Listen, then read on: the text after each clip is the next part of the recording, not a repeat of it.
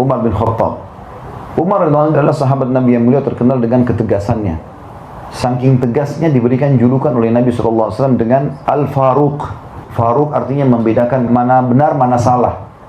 Umar bin Khattab ini, Bapak Ibu sekalian, salah satu keutamaannya adalah pernah satu waktu dia lagi masuk ke rumah Nabi SAW, kemudian para istri Nabi lagi bicara, dan suara mereka tinggi. Bukan kena tidak santun sama Nabi SAW, tapi lagi ngobrol satu sama yang lain, perempuan-perempuan lagi pada ngobrol.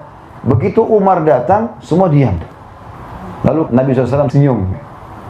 Kata Umar, ya Rasulullah, kenapa anda senyum? Semoga Allah membuat anda selalu senyum. Kata Nabi SAW, saya heran dengan wanita-wanita ini.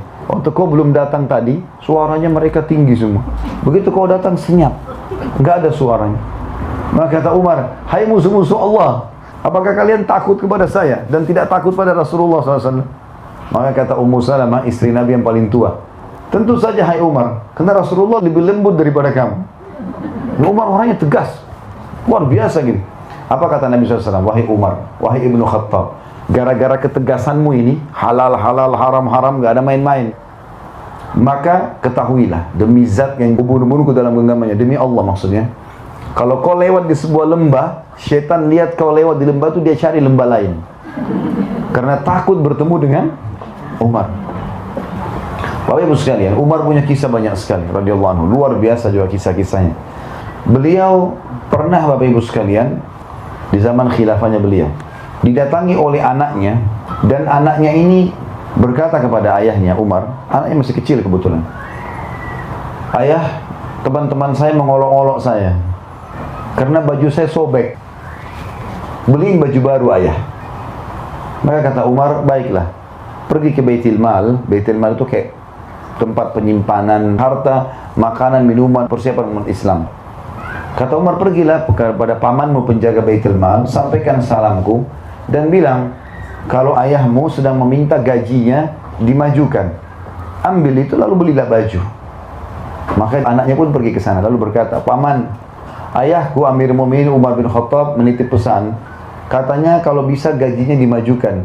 Lalu kemudian saya akan ambil untuk beli baju karena teman-teman saya mengolok baju saya sobek. Lalu kata penjaga itu bilang apa?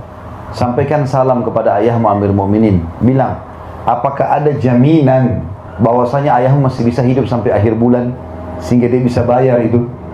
Sekarang belum selesai, belum tanggal terima gajinya. Kalau dia ambil sekarang, apa ada jaminan dia bisa hidup sampai akhir bulan nanti? Maka anaknya dengan polos pulang.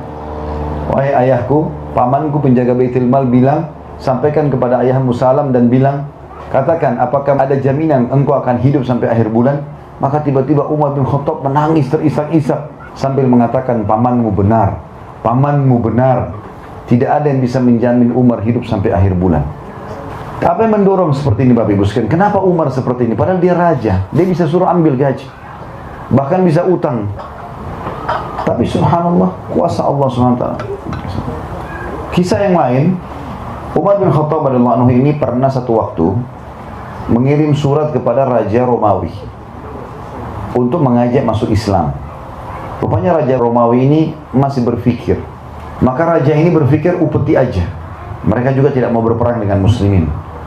Itu salah satu orang perdana menterinya raja ini yang membawa sekitar 3.000 prajurit, diikuti dengan banyak sekali peti-peti emas. Begitu masuk pintu gerbang Madinah, maka lewat seorang muslim penduduk Madinah. Lalu kata perdana menteri Romawi ini, hai muslim, berhenti dia.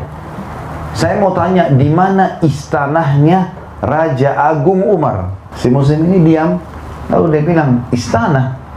Kalau yang anda tanyakan rumahnya Amir Mu'minin, saya tahu. Lurus saja, nanti belok kanan. Lalu orang muslim ini pergi.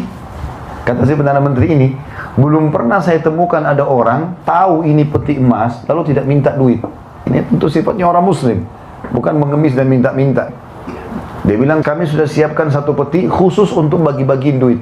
Kalau misalnya ada orang minta-minta, dikasih. Jadi ini orang tidak minta, sudah jadi tanda tanya buat dia. Kenapa orang ini? Orang kaya raya kah? Tapi kalau kaya raya tidak mungkin jalan kaki. Dia jalan terus sampai di ujung, dia belok kanan jalan Madinah. Rumah semua sama waktu itu. Kotak saja, satu pintu, 2 jendela. Kalau 2 lantai tinggal tambah 2 jendela di atas. Itu rumah paling besar. Dia jalan-jalan, tidak ada penduduk Madinah juga kosong, nggak ada penjaga-penjaga. Sampai dia ketemu sama satu muslim, ada lagi situ muslim penduduk Madinah lagi duduk di bawah pohon. Lalu dia bilang, hai muslim, berdirilah orang itu. Lalu dia tanya, di mana istananya Raja Agung Umar? Kata si muslim itu, kenapa engkau mencari Umar? Dia bilang, ada surat datang Raja Agung Umar kepada Raja kami Romawi, mengajak kami masuk Islam. Dan raja kami masih menolak, maka kami membawa ini upetinya. Kami akan bayar. Lalu orang itu pun melihat kiri kanan, dia lihat banyak sekali peti.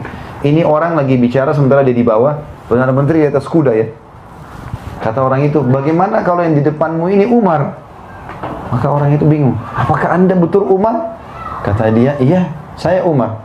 Turunlah Perdana Menteri ini, begitu menghadap depan Umar, lalu dia mengatakan, asyhadu an la ilaha illallah wa anna Muhammad Rasulullah.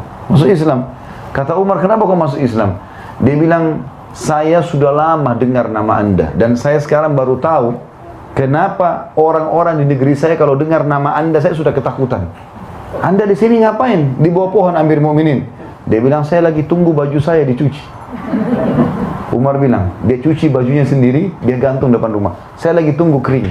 Jadi, duduk di bawah pohon. Apakah anda tidak punya pengawal? Nggak ada pengawal. Saya bersama dengan Allah. Dia bilang, gara-gara itu saya masuk Islam. Umar bin Khattab tidak punya pengawal, tidak punya pendamping, duduk sendiri dengan keyakinan bahwasanya dia bersama Allah. Dan di zaman beliau, itu Islam sudah menguasai setengah dunia.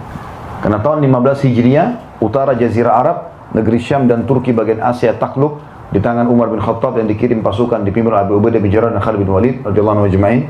Dikenal dengan perang Yarmuk gitu ya. Tahun 16 Hijriah, diutuslah pasukan ke Persia, takluklah Iran, Irak, Afghanistan, Rusia.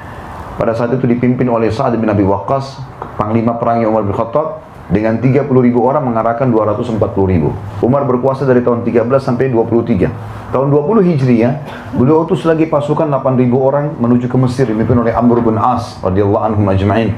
Tembus Mesir, Afrika Utara, Mesir, Tunis, Jazair, Maroko, seluruh Afrika bahkan Spanyol nanti terbuka masuknya Islam di sana. Setengah dunia dikuasai, nggak ada pengawalnya satupun. Apa yang membuat Umar bin Khattab bisa lakukan ini, Bapak Ibu sekalian? Bahkan Umar bin Khattab tidak pernah tidur di malam hari kecuali sudah keliling Madinah, tidak ada pengawalnya, sendirian jalan. Kisah yang masyhur mungkin Bapak Ibu pernah dengar, kalau sudah pendengar alhamdulillah, kalau belum dengar bisa diambil pelajaran. Satu malam Umar bin Khattab pernah sakit 3 hari, nggak keluar, dan biasanya beliau keluar setiap hari.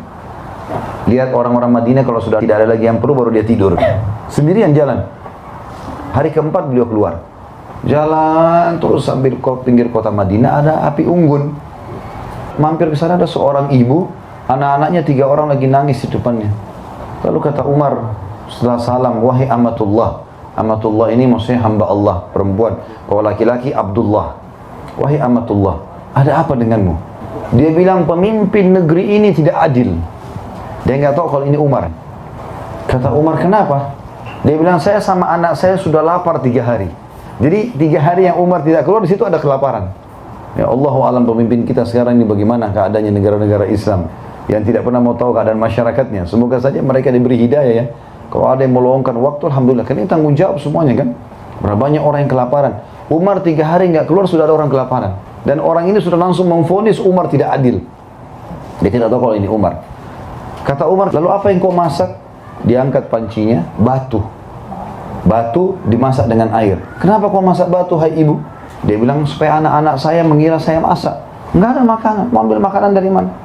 Maka dengan seperti itu mereka kecapean, nangis, tidur. Itu yang saya lakukan selama 3 hari. Maka Umar bilang, baik, tunggulah sebentar. Umar tidak pakai tunggu, langsung ke Baitul Mal. Ngambil gandum, ngambil segala macam kebutuhan, dipikul sama Umar. Ada satu sahabat, lagi lewat, lihat, ya Amir Mu'minin, wahai pemimpin orang beriman, raja maksudnya. Apa yang anda pikul ini? Mau kemana? Kata dia, ada yang saya pikul, makanan. Kata dia, baik, biarkan saya bawa. Kata dia, apa kau ingin memikul dosaku hari kiamat? Nggak usah ikut-ikutan, ini tanggung jawabku ini. Orang ini penasaran, diikuti dia. Ini Umar mau kemana? Umar jalan sampai pinggir kota Madinah, tengah malam ini.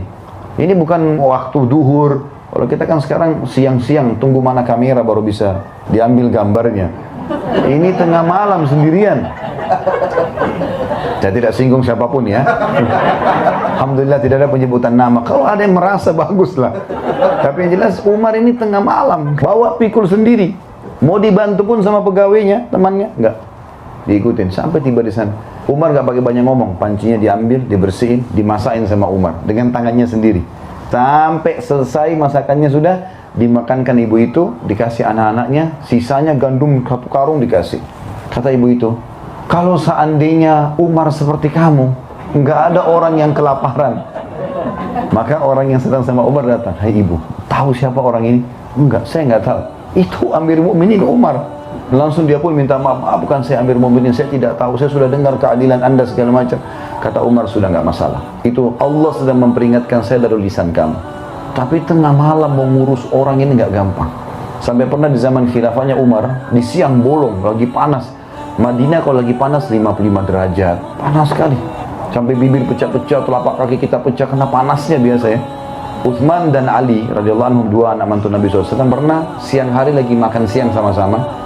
Waktu mereka mau bubar dari makan siang, lewat lagi panas, saking panasnya mereka tutup wajah mereka dengan imamahnya.